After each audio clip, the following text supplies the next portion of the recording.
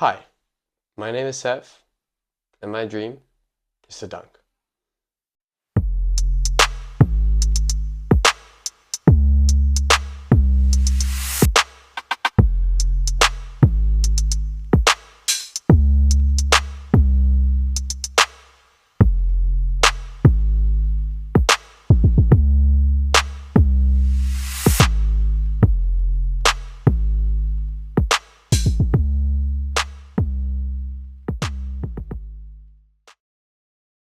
So you may be thinking, dunking, that's cool, but why is it my dream?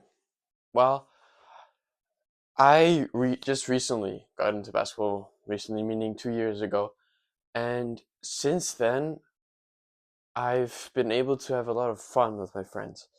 But one thing that I've always been drawn to is dunking. I don't know why, just something about soaring through the sky and being able to smash the ball into the rim is just feels so cool to me, and I just really want to experience that sensation.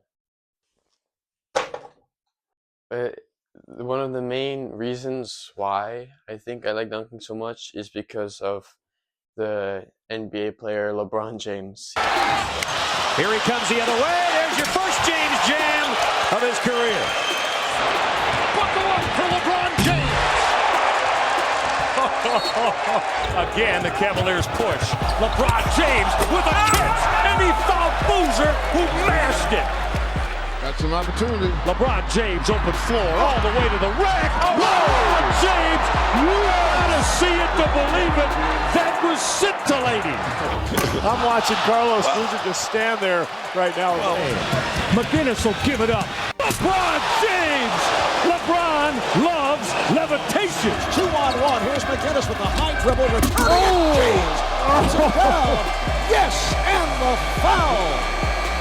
10 on the clock. Here's James. Oh my goodness! King James taking off and eating some. Still at 40 years old, he's still dominating the league with his dunks, and I never got to see him in person, but every time I watch one of his games, I'm just awestruck at how dominant he is on the court. And a big factor to that are his dunks. And yeah, I just wanted to experience that sensation for myself, so I set myself the goal to dunk before the year is up.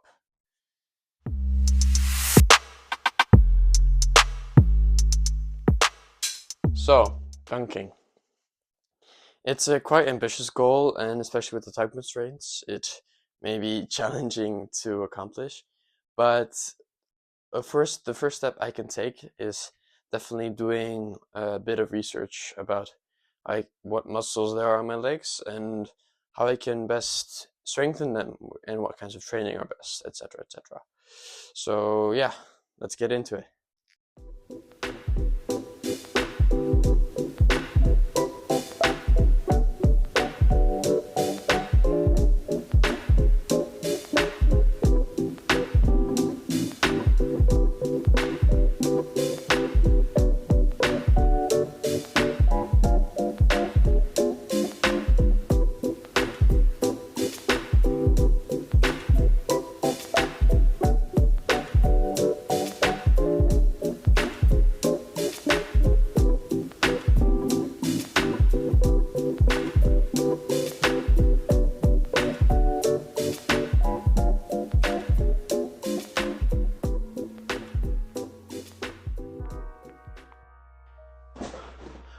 Okay, so now my research is done.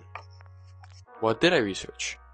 Well, I first started off with generally looking at what muscles are located in the legs, what each of their purposes are, and how to best target them with training.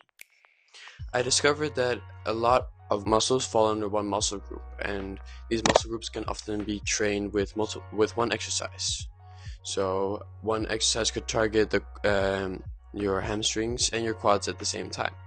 Then I went more into depth on what type of training is best for increasing vertical jump height. I found that after looking at some videos of athletes who perform at a professional level and what their training regimen looks like, they use a lot of plyometric based exercises. These exercises often involve a lot of jumping and sprinting, as those are the actions that you do in game. So it would make sense that doing them often would help increase or improve those skills. I also found that having a base layer of strength is also important to be able to jump. You cannot just keep jumping without increasing your base strength, as the base of strength serves as, well, the base of all your further development. I specifically found one video that was really helpful, and which I mainly based my training off of. The creator of the video himself had the same mission as me, and used the exercises in his video to get them there. So by using those exercises, I feel that I will be able to dunk. Also, another great source of information was from one of my childhood friends who currently lives in America, and he himself can dunk too. Of course, he had to go through the same training process, and I was able to ask him one-on-one questions about what worked, what didn't work, and what his best recommendations were. The main point he made was that weighted calf extensions and weighted lunges were his two favorite exercises. So these were then also incorporated into the training plan. So now getting into the actual training plan. I found that placing the 2 plyometric sessions on Mondays and Fridays fit best with my basketball training schedule. And I also planned a strength training session on Wednesdays, with upper body exercises on Tuesdays and Thursdays, as this is also an important part of being a good all-around basketball player. So, what does my plyometric routine look like? Well, I'll show you right now.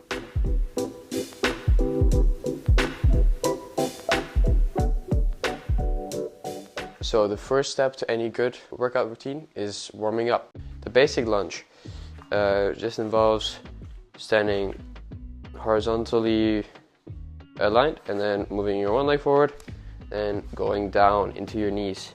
This knee should not touch the floor. That's one tip. And then this just creates blood flow through the body. And then this can be repeated 10 or however many times. Now, the next warm-up is just a very basic leg swing. This also, as the lunge, gets blood flowing through the legs, allowing the muscles in the legs to respond better to the exercising. And then similarly to those leg swings, we do the same but vertically, just to get that extra engagement in the legs. So after a couple of leg swings, the next step is to do some toe touches and then dip down into squats. And then go back up again, toe touches, and dip down back into squats. So after the warm-up is done, which should last around 10 to 15 minutes, the next step is to follow the actual workout routine. First exercises are jump squats.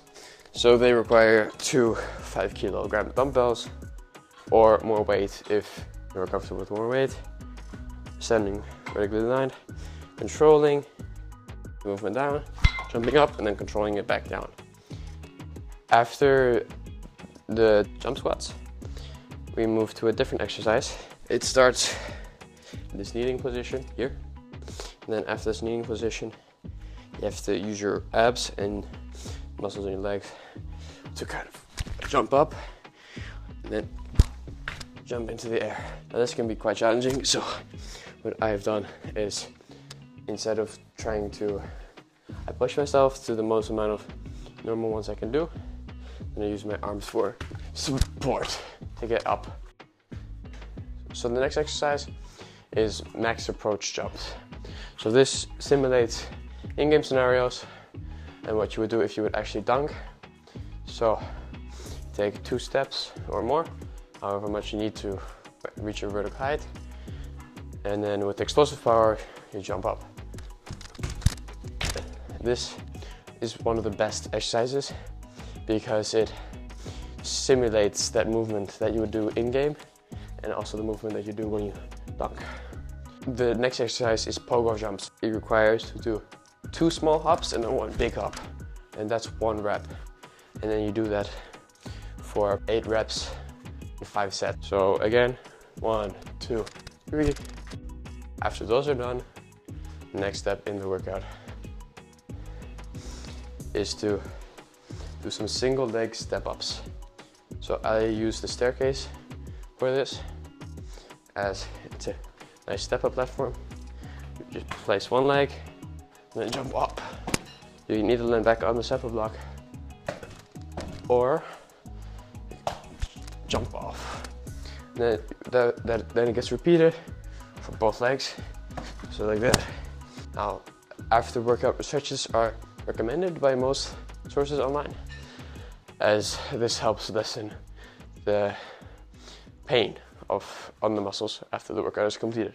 Okay, so now moving into the strength training half of my exercises, which I do on Wednesdays. I like to start off with the same warm-up routine that I use in my plyometrics, as it stimulates blood flow, which is beneficial for strength training as well. The first exercise that I like to do, as a suggestion from my childhood friend that I discussed earlier, are weighted lunges, as they promote flexibility in the hip region and strengthen the ankles, while at the same time strengthening the legs in general. Okay, so for the weighted lunges, I use 2 5 kg weights. So I just take them in the hand like this, and the same with the warm-up, horizontally aligned, and then just step forward and move back it and go down. And then repeat on the same side. And then on the same side again. So now moving into the next exercise, sissy squats. I need a chair for assistance. I'm not very proficient in this exercise yet. But the key mechanics of how it functions is I go on my tippy toes, and then I slowly go down with my knees and stay flat with my upper body compared to my upper legs, and then go back up. For the third exercise, I do a repeat of one of the exercises in my plyometric routine, which are explosive squat jumps with weight. So I take the weight and I squat down, and then I jump up, and then repeat. And after the explosive squat jumps, I like to follow into calf raises, which again are a recommendation from my childhood friend. And also I show evident benefit from my research. So I take my weight and then I just extend upwards like this. And a way to make them more difficult is by standing on a ledge and then increasing range of motion upwards. And the last exercise that I include in my strength training portion are glute bridges. And these target the glutes, as the name suggests. So I lay like this with my knees bent, weights on my hip, and I extend upwards. So now that I have both sides of my training plan thought out, I have to try and do this as often as I can to try and be able to dunk within the time frame, which will be quite a challenge, but I hope it goes well.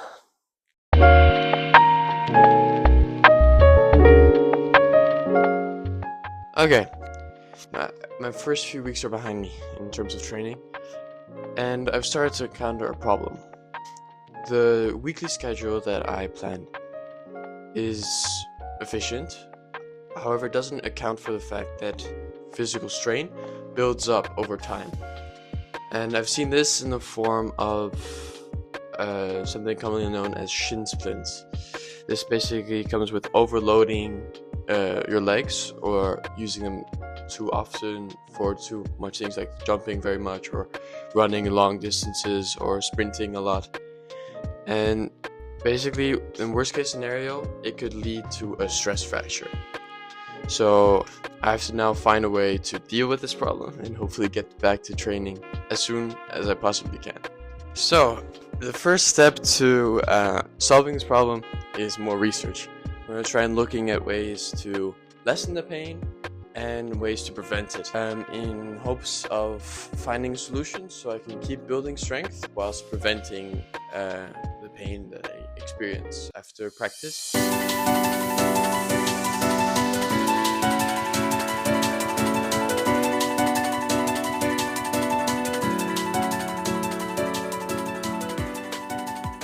Okay, I'm back. So after my very extensive research into shin splints, I found that there are 3 to 4 key aspects to, first of all, alleviating the pain, and second of all, preventing it all in all. So the first 2 are more for alleviating, and the first of which is ice. Ice can cool the inflamed areas of the shins, which provides some immediate pain relief, as well as making sure that pain subsides at a faster rate compared to when ice isn't used. And another key factor that into recovery and alleviating the pain is rest. Now, rest, of course, is key after any exercise, and specifically with shin splints, resting your legs after intense training can help relieve that pain. Yeah. And ways of preventing are stretching and generally strengthening the muscles can also help reduce the pain. So by using calf and hamstring stretches, the shins are also targeted, which helps prevent the pain in the future. And also by using strength training, so shin-based exercises or calf and hamstring-based exercises, which the strength training regimen also does, the shin pain should subside and occur at a less frequent rate than otherwise.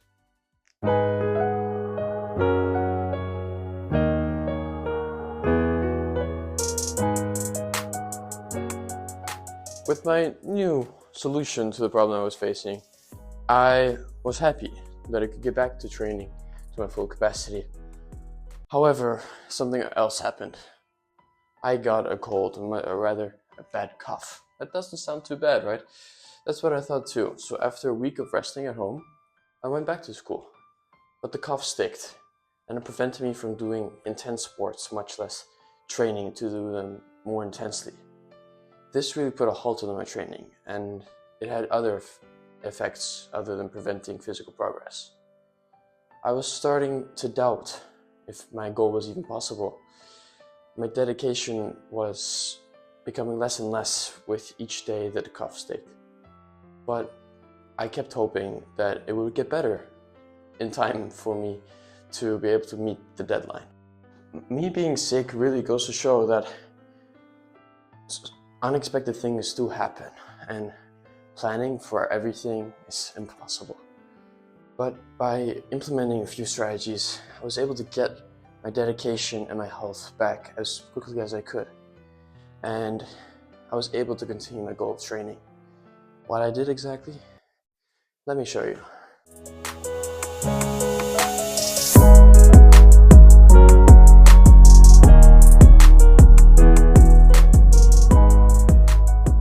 Reading in particular was one of the first new habits that I started.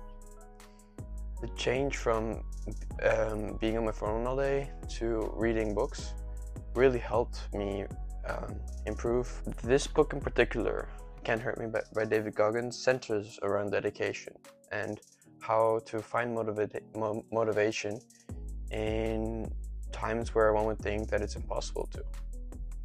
The story of David Goggins really reflects what I'm trying to do here.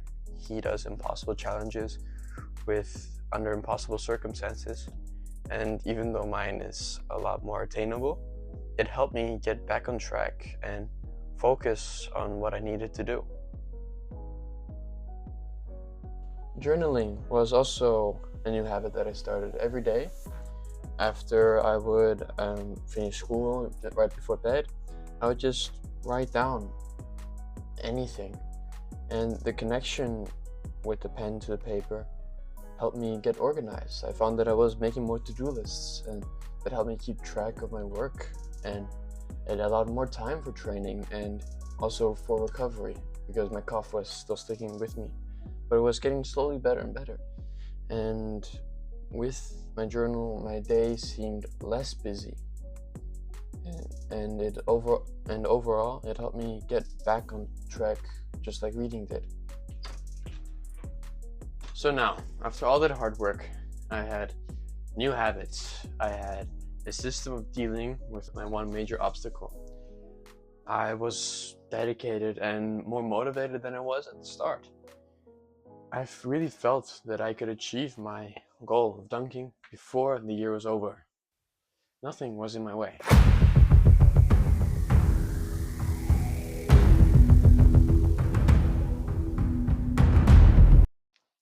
So, I was fully better now, and that meant I was able to attend my first basketball practice in 2 weeks. Our practices mainly consists of a warm-up and then some drills, and then a game. This time was no different. However, in the game, I ended up spraining my ankle in the first 10 minutes trying to score a point. This meant that I would have to stop all my workout routines again, as risking further injury on my ankle wasn't worth it. This was mainly due to my tournament coming up in February, and also overall healing up was on a higher priority than training for dunking. After having sprained my ankle, I found that I was just filled with frustration. I couldn't play basketball, let alone train to dunk. And that just really upset me. Felt like all of my hard work over the past few months was for nothing. But it also allowed me to reflect and see how far I'd come in terms of focusing on how dedicated I was and what my motivation for my goal was. And overall, as I reflected on my progress so far, I found that I was proud of myself. That even though I was sick for a long time, I still managed to get back and train. Also, definitely think that waiting instead of trying to push onward with a sprained ankle was the right option, as risking graver injury just would turn out to have more repercussions in the future. That wasn't the end of the bad news, however. Bad news, as if one can call it that, as my school term was ending, and on the 21st of December, my vacation began.